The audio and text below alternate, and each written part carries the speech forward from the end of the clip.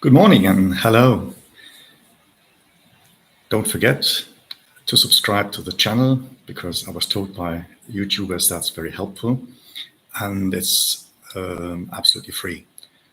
So today, the novel Letting Go, Part 1, Chapter 1, Subchapter 2, Vacation in Crete.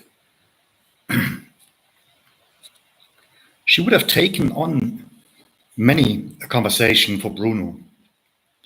Even after the more than 10 years they had known each other, the relationship had grown in intensity and they were close, although not so close that they only saw each other as a couple. He offered her the closeness she needed, the landing pad, and occasionally the support she could fall back on when the work and the associated travel and risks seemed too great. On the other hand, he was a man she didn't have the impression that he loved her because he needed her, but simply because he loved her. He lived his own life, and she had a feeling that he would continue to do so even if she didn't return from one of her trips. He loved her, full stop. No reason, no because, and no why. He could be romantic, picked her up from the airport and had an ear for her first, without immediately rushing off with his experiences.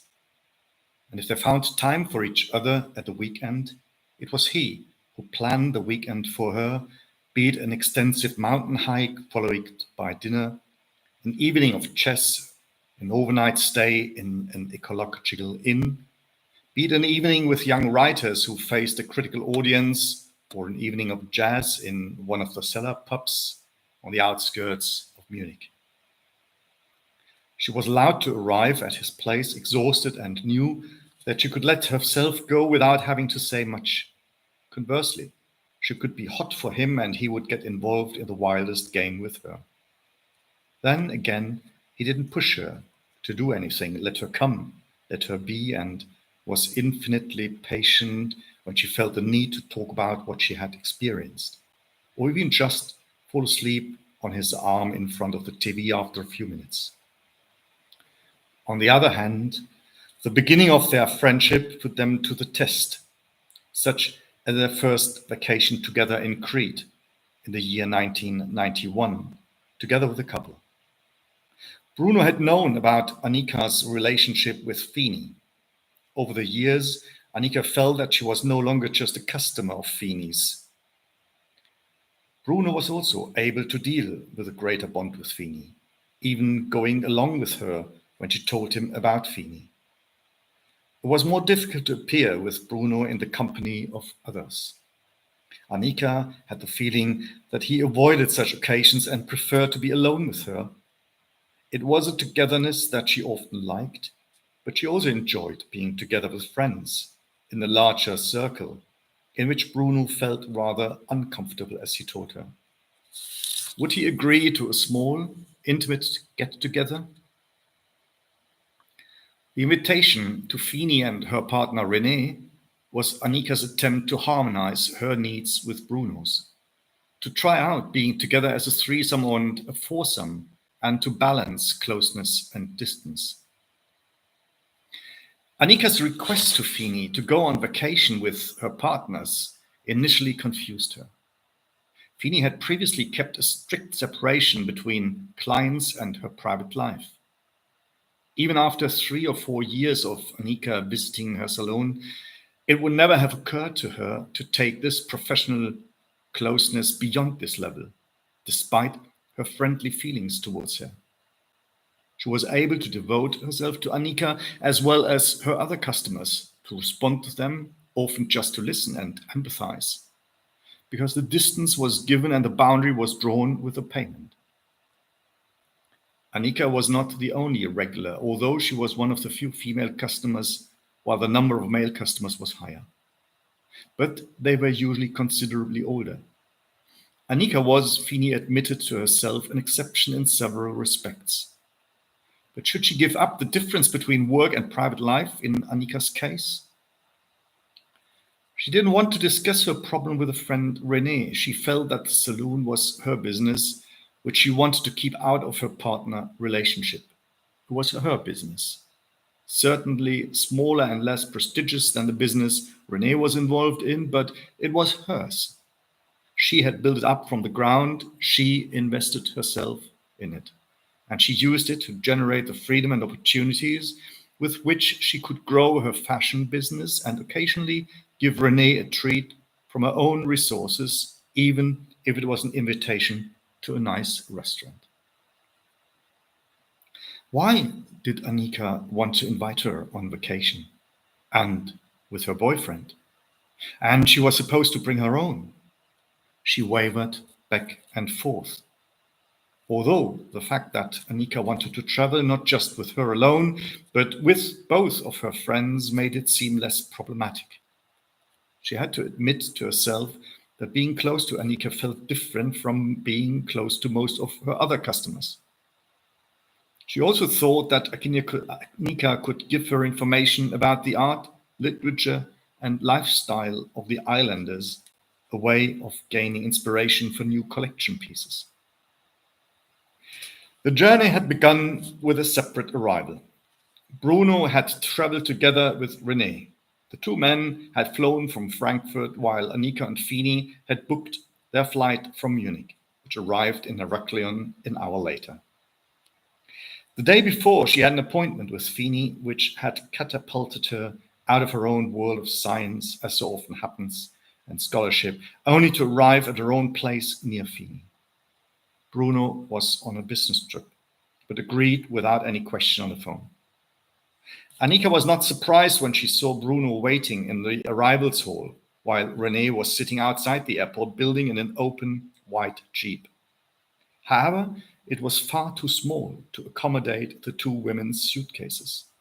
So one suitcase had to go into the back seat, which is why Annika sat in front with Renee, who was driving, while Feeny squeezed herself onto Bruno's lap. The drive was breathtaking. First along the coast away from Heraklion, then increasingly romantic, through the middle of the mountains. It was an experience of nature, but not only of that. It was also wild in the vehicle. Annika had neither the time nor the opportunity to look back to see what was going on in the back seat, because while loud whooping was coming from behind, Renee was waving his arms between Annika's legs as if joking and looking for a lost handbrake. Instead, he grabbed the whiskey bottle and drank from it as he drove. Annika wondered which was wiser, to jump out of the car, open her legs, or to snatch the bottle from Renee and sip it herself until it was empty.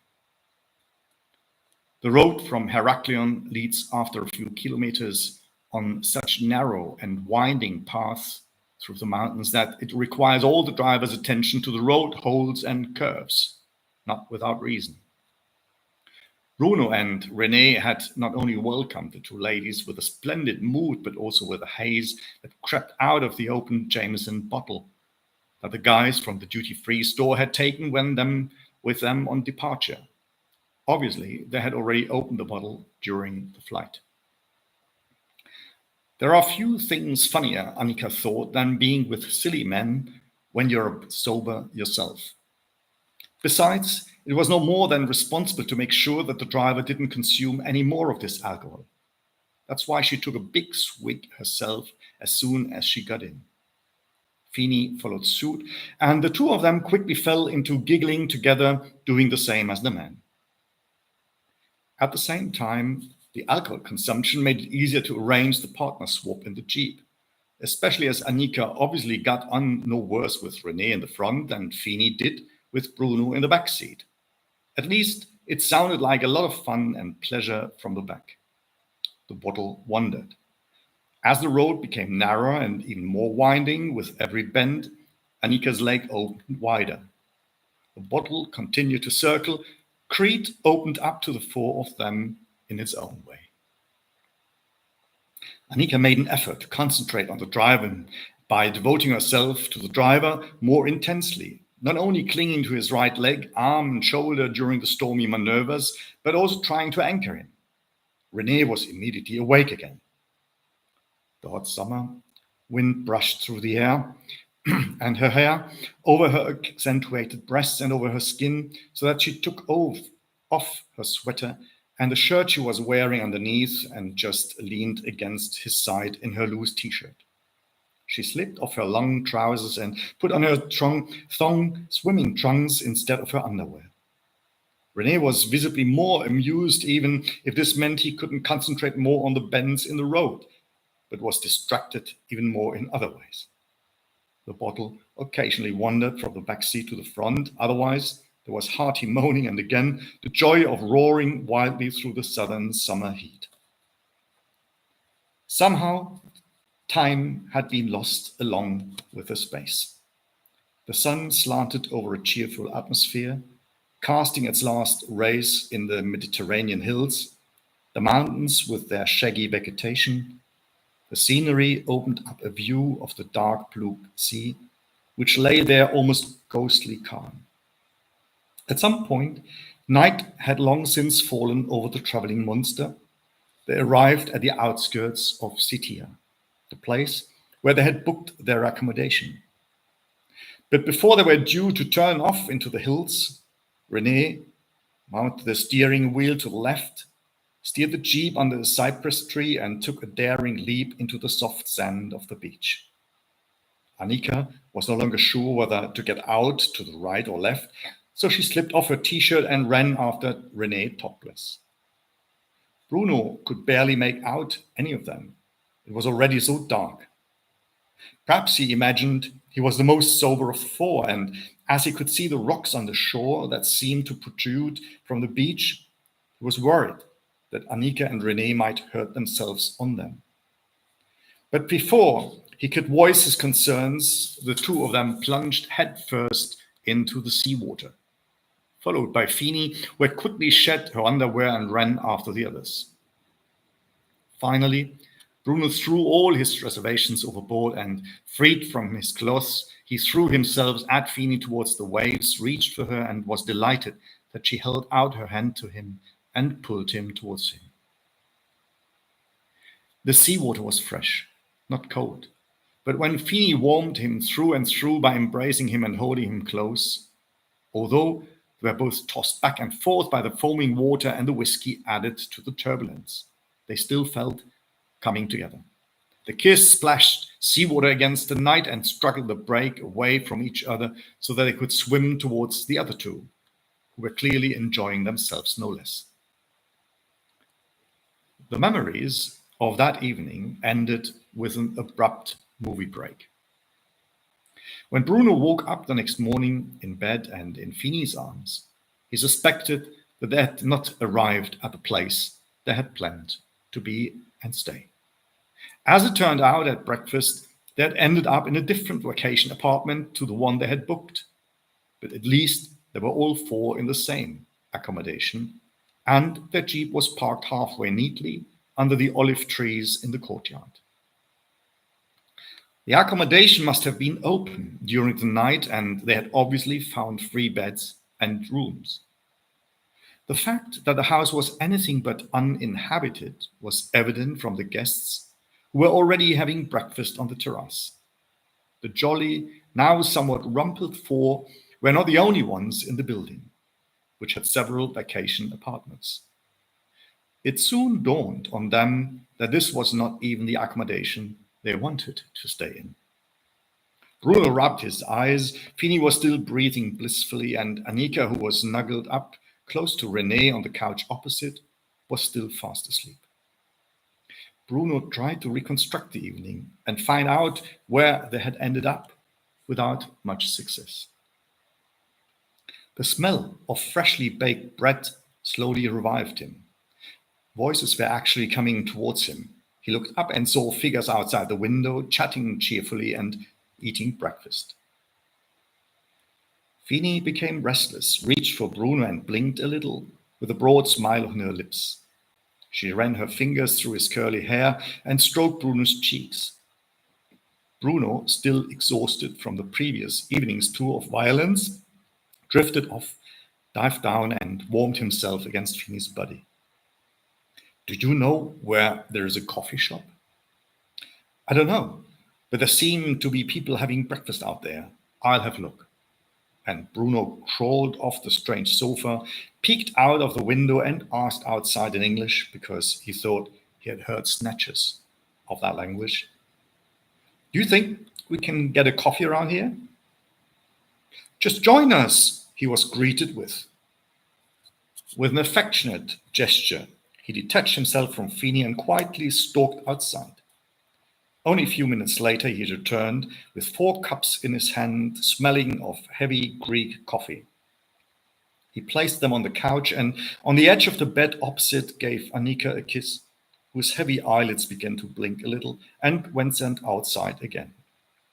Soon he returned with 4 plates and fresh-smelling pita bread. He already knew Annika so well that he assumed she would wake up to the smell of coffee and bread. And she did indeed open her eyes, dazzled by the bright morning sun. She looked a little crumpled and battered, but smiled at him confidently. "Oh, thank you. You're so sweet," she added. Renee didn't appear to be woken up by coffee or voices. Annika sat up in bed and pushed aside the sheet she had covered herself with, as the morning sun had already warmed the room considerably. With her cup in her hand, uncovered and undressed, she toasted Feeny and Bruno. What a ride and what a landscape!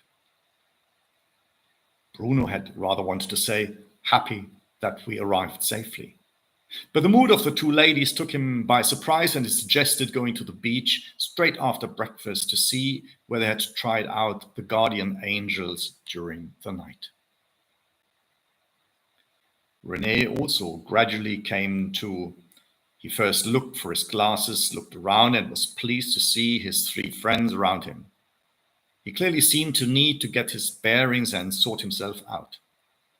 Annika lay with him, happy that Bruno was obviously enjoying himself in the circle, and cup of coffee in hand, she handed René a sip and thanked him for the ride through the night.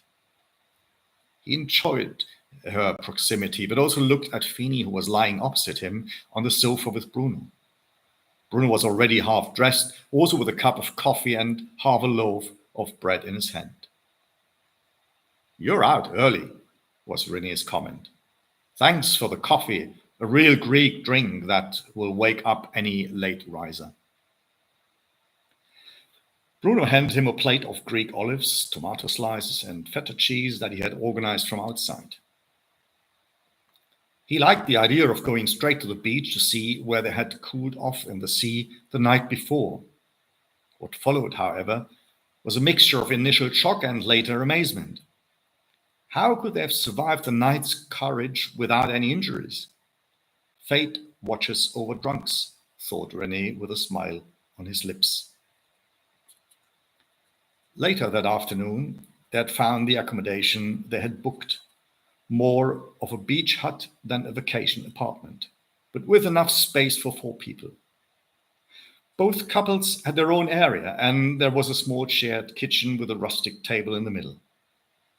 The hut was located a few hundred meters from the beach on a hill surrounded by olive trees. Night had soon fallen, and both couples had retired to their own areas. Annika and Bruno lay close to each other, exhausted from the previous day, or rather the previous evening and night, and tried to fall asleep. But a constant knocking and groaning disturbed them. They looked at each other questioningly. From outside came an intense, increasing clattering, rattling, and moaning, and it was hard to believe the noises would not stop. They repeated themselves. It was as if they went on and on for hours. Over coffee the following morning, and with raucous laughter, the 2 couples recounted their nighttime experience. Neither of them could believe how persistent the other had been during the night, until they found out together that it wasn't them, but the stormy wind from the sea that had made the shutters and the wooden house groan and croak, while each of the 4, still exhausted from the previous evening's nighttime excess, had admired the other's stamina with a little envy and sought their own night's rest in vain. For Annika and Bruno, it was their first extended time together. They were so busy with their professional commitments that they wouldn't have had time for a vacation like this in recent years. After breakfast, Feeny and René, who had obviously known each other for some time, had equipped themselves with bath towels and made their way to the beach. Annika looked at Bruno. "Would you mind if I spend the morning to myself?" Bruno nodded, not willingly, not unwillingly, because the idea that Annika wanted to spend the morning separately from him and his friends was entirely in keeping with his own wish that the fortnight they wanted to treat themselves to as vacation time should not be spent exclusively together and not necessarily entirely on the beach. He had given himself the time off, but the writing of his habilitation thesis, which was a prerequisite for applying for professorships in Germany, was weighing heavily on his mind. Even though he had been able to cope with these 14 days, with his tight schedule, and had been looking forward to freeing himself mentally from his work, he felt that Annika's request was a liberation in itself. Had she only asked to give him some space? Because she had felt the pressure on him and wanted to take it off him? Or was it perhaps her own wish? Bruno unpacked his things from the suitcase and settled in at the kitchen table with his computer. At the same time, Annika unpacked her travel bag, in which she had rolled up her clothes neatly and crease-free. She chose a thong and a tight-fitting miniskirt over it. For a top, she chose a t-shirt that was cut wide at the sleeves so that the sea breeze could blow through. She gave Bruno a firm hug and pressed her breast against his chest. "See you later. I love you." Bruno was surprised by this declaration of love, especially as it was a farewell for the next few hours. The first hours they spent together on the day of their first real vacation. It was a preview of what they wanted to define as being together. Bruno watched her as she walked confidently through the olive fields away from him and lost herself in the grove. Should he follow her? Had she wanted to invite him to get involved with her? Or had she been serious about wanting to spend the morning, the first morning here in Crete, alone? He almost caught himself running after her, catching up with her and laboriously ensnaring her. Perhaps she had wanted to challenge this very affection and attachment. But both his own desire to make use of the freedom Annika had granted him and to respect hers held him back. Was she supposed to be a girlfriend who didn't define herself through him, but was able to live herself and at the same time enable him to reconcile both vacation and scholarship? So far, he had only experienced relationships that insisted on exclusivity and were unable to respect his personal situation and his passion for his work. Annika seemed different. At the same time, for the first time, she represented a challenge for Bruno, who had actually reserved these 14 days for her, an idea that Annika had already thrown overboard on the first morning. Almost disgruntled and a little dull, Bruno opened his laptop, laid out a few books he had brought with him, and began to immerse himself in the text on the flickering monitor with which he had slammed the laptop shut at home in happy vacation anticipation. Unlike usual, it took him some time to regain his thoughts, begin to understand the Greek text, and write his commentary on the thought and ethics of Christian Neoplatonists, Apollinaris, and his relationship with the medieval mystic Meister Eckhart. But he remained unfocused, listening again to the moaning of the windows, looking outside to see if anyone would appear and poke their head in. Nobody. Apart from crickets chirping from outside, the late summer wind, and the barking of dogs in the distance, nothing reached his ears. The door did not open. Neither René, Feeny, nor Annika stepped over the threshold. Out of impatience, Bruno prepared himself a green tea that he had brought with him, one of the stimulants that he used at his desk at home to celebrate the start of work. But even the hot brew, which otherwise smelled soothingly of fresh grass, couldn't bring him to his sentences that morning. Instead, he kept looking at Annika in her outfit. Her body wouldn't let him go. Her stride, her determination, her closeness in the night, and even more, her walking away without looking back. It had come afternoon. Bruno had gotten into a rut, had forgotten Crete, and the world around him was lost in his Greek, Neoplatonic, and Stoic texts, and had tried to make his way through their thicket when the door to the kitchen finally opened. Annika was standing there, beaming, already throwing off her t-shirt and pulling on her bikini. "Are you coming with me? Going to the beach? Sorry, it was a bit later than I had planned." Bruno looked up, not even realizing that the sun was already well past its zenith and beginning to set. Somehow he found himself pulled out, but still wanted to get involved with Annika. His gaze didn't seem very enthusiastic. At least he felt that he wasn't paying enough attention. He was surprised and taken aback, but also touched when Annika spoke to him about it. "Bruno, sorry to barge in on you like this. If you need a few more minutes, take your time.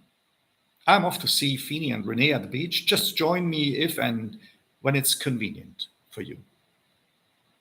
She turned on her axis, gave him another fond look, and disappeared as quickly as she had entered the door. Bruno was speechless about his own incompetence. Annika's entrance, her presence, and the fact that he hadn't really noticed her clear announcement and her departure. He found himself behaving like an extra on stage who had just missed his marginal cue. And that without the director having any objections or wanting to rehearse the scene again. At the same time, he felt that the scene seemed to be passing him by if he hadn't realized his role himself. He had never closed the laptop so quickly, for the first time without having explicitly saved the work of the previous hours. Suddenly, what he had done was not worth a damn. He put on his swimming trunks, grabbed a towel, and ran down to the beach. Even though Bruno didn't seem to have noticed, Annika had looked towards the vacation home several times. She wanted to play it cool and certainly didn't want to show him that she was waiting for him, and yet she longed for him. The morning had gone just as she wanted. She had been able to do her own thing, but that was probably why she was all the more eager to see him. She felt drawn to him because she had the impression that he had not only given her a reasonable amount of time, but had become absorbed in his own passion. It was this struggle for him that had electrified her the moment she had stepped through the door. She had tried all the harder, even in the morning. She hadn't dressed up for the old men sitting at their tables in one of the cafes, but she wanted to show Bruno what he had to do without that morning. It was not for nothing that she had chosen the shortest and skimpiest thing she had taken with her. On the other hand, she had enjoyed it no less when she felt the eyes on her as she walked through the small town. They were less unpleasant than the experience she had had on the bus in Rome. There, the bus driver had even made comment to her about her legs and clothes before he had even sold her a ticket. Her friend, who was taking a language course lasting several weeks between the Seven Hills, had observed her astonishment and asked her about it later. "Why are you surprised?" "It's completely normal," said her friend. "Italian women mock and get annoyed when bus drivers or police officers don't compliment them." Annika's reaction was different. Interaction here in Crete was also in a different form, filled with respect. Both men and women greeted her in Greek, to which she was unable to reply, but she nodded to them in a friendly manner. She had found a cafe right by the harbor where most of the guests seemed to be locals rather than tourists. Annika thought to herself that this place must have the best coffee in town. And indeed, she was offered a small glass with golden rim and a deep black liquid, unfiltered, stronger than espresso, with fine coffee dust that slowly began to settle on the bottom of the glass. She was served plenty of sugar and a small bowl of goat's cheese and various olives. An older man showed her to a table, took his chair and sat down at the next table. The man sat at a suitable distance and smoked. They were soon engrossed in their ports again, drinking coffee, some tea, others already red wine or ouzo.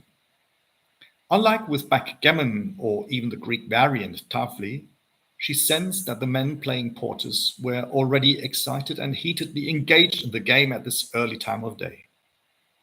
She herself was still struggling a little because she still had a slight headache from her wild tour through the mountains of Crete the day before.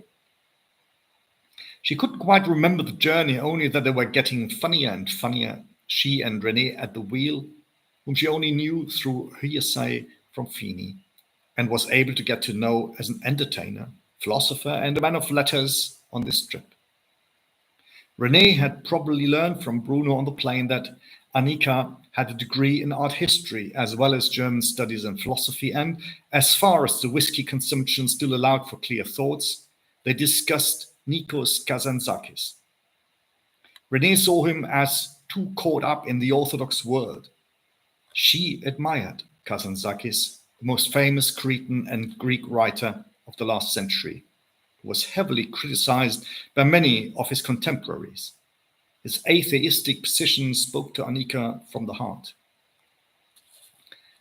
She opened the laptop she had brought with at her table in the cafe, successfully searched for a power socket and set to work.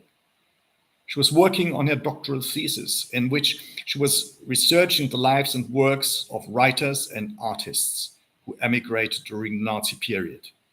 And she had been interested in the connection between Western and non-Western contemporary literature and art since her early days at university, and asked herself how Western modernism had made an impact. She wondered how the exile of the avant-garde in particular had affected Great Britain, Africa, and Asia, and vice versa, how the ideas of art in the Western world had changed as a result of encounters in these continents. She had long seen and been aware that people could change their clothes more quickly than their eating habits, for example. But did this also apply to aesthetic needs? Which buildings did people want to live in? What art and literature did they want to furnish them with? What did they want to deal with? How would women design them, write about them? How would they represent themselves? She was not surprised that in Tenerife, in Spain, the Canary Islands she had long loved, she stayed in hotels that had Indian design elements on their roofs and were set up especially for Indian golf guests. In these hotels, there was at least one main course from Indian cuisine every day. Even after years, even after generations, people, even if they were not part of families and traditions, stuck to the dishes, and especially the spices that they had learned to know, taste, and smell from home and from childhood. She visited the relevant restaurants, bought in specialty stores, paid exorbitant import prices just to continue the culinary tradition of her childhood and youth, or even that of her parents and grandparents. Clothing was a completely different matter. The zarul or the gandura were quickly hung up in the wardrobe, the headscarf discarded, and the men dressed in skirts and dresses or suits and ties. But at lunch with friends or dinner with the family, nobody wanted to do without the Moroccan tagine or pastilla, the Egyptian mulukia or shawarma, which came from these regions or had parents and grandparents from there. And even if you were dressed like all the other colleagues in the office in Munich during the day, the local dish was a piece of grounding and reflected where you were coming from. What made aesthetics, especially culinary experience, so transversal? Was it because love and connection went through the stomach, but clothes and everything external were hung on the hanger in the evening and at night, and not really identified with them? On the other hand, it is precisely the appearance of a person that enables desires to be projected outwards, like a magnet, can lit a fire, attracts attention that smells and tastes have to fight for in a much more subtle way, and usually only reaches insiders. These were questions she wanted to ask Feeny the next time they met. Annika's thoughts ran left and right. She was still unsatisfied with her outline. Distance first, she thought, far away from the university, looking at people, seeing what is important to them, and above all, why it is important to them. Here in the cafe, the game, porters, seemed to be more important than anything else to men. Women certainly didn't seem to play a role within these four walls, but perhaps the very absence of femininity was its presence, a presence that undermined her even at that moment. Perhaps she was looking in the wrong direction by wanting to look at the depictions of women in public places that had been elevated to the status of religious cult figures. Perhaps she should instead be looking at the absence of women in public and what substitute worship has been created in their place. Men's soccer, military parades, weapons that looked like elongated penises, guns, cannons, tanks, men's games in which women were present at best as marginal figures ordered to clap. Maybe watching out for the drinks that were supposed to replace the feminine. Smoking, another penis version, with substitutes for warmth, moisture, and sucking that seemed less dangerous than engaging with women. Or maybe it was just rut and habit. The men seemed rather careless, perhaps even neglected, at least as far as their appearance was concerned. The waiter, the owner's son, perhaps wore ordinary jeans, branded, but one of the knockoffs, obviously enough to stand out from the old man and a few village youths who entered the cafe. Women didn't seem to be active in the cafe. Other tourists were barely out at this hour of the morning, and the few Annika saw were sitting at the tables under umbrellas outside. She was the only female in the room. The daylight outside was too bright. She wouldn't have been able to read her monitor and had therefore preferred the interior. But the men also seemed to have chosen the dark because of the hot air outside, which is why the majority of them were sitting around tables in the bar. Even though Annika's appearance had provoked a few astonishing looks at first, she seemed to be able to work on her laptop completely undisturbed. Even the young waitress only came to her, even the young waiter only came to her when her tea glass was almost empty. The young man in jeans made an effort to gather his German words and looked past her so as not to offend her. Once Bruno had arrived at the beach equipped with a bath towel, he immediately jumped into the waves. Feeny jumped in too, followed by Annika and René, and soon the four of them were frolicking in the foam of the ocean waves. Back on the beach, René asked Annika what she had been working on in the cafe.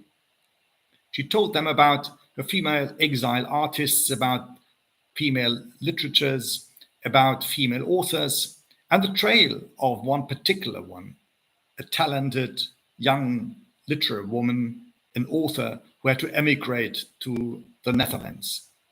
But she still had to find out more details to tell them more about the journey of her experience and the influence they had on the work. Bruno was used to such explanations, quickly leading to lectures that showed how passionate Annika was about her subject and her research. After cooling off again in the water, the four of them retreated under the two parasols they had brought with them. Annika dug her reading material out of her bag and opened a thick, bright red tome, Kazansaki's Odyssey, in German translation, which she began to read aloud to her friends while Bruno followed the text in his dark red edition in modern Greek. The Cretan author had created an inexhaustible 33,333 hexameters. Annika had not intended to present more than small excerpts from this huge work. But here on the beach of his homeland, the sounds of Kazantzakis' verses reached even deeper into history and at the same time evoked the present. For her, Crete reflected the skepticism towards its Turkish neighbor in the 20th century history, even if it was closer to Africa than to Cyprus. In view of the division of Cyprus in 74 and Greece's associated anti-Turkish and anti-Islamic stance, she saw Kazantzakis' work as an important plea for a common world. Drawing on the journey of Ulysses, the epic developed an exploratory journey into the unfathomable spiritual questions of human existence, in which the gods became metaphors of the impalpable abyss in a country that remained caught between modernity and the past, and its struggle for its future, caught between the frictions of old and young, secular and traditional religion, European and global orientation. The end of the second subchapter. The next one, the third subchapter, will be Shake History from Yourself. Thank you for listening and wish you all the best for the day. And let's meet again for the next subchapter. Thank you.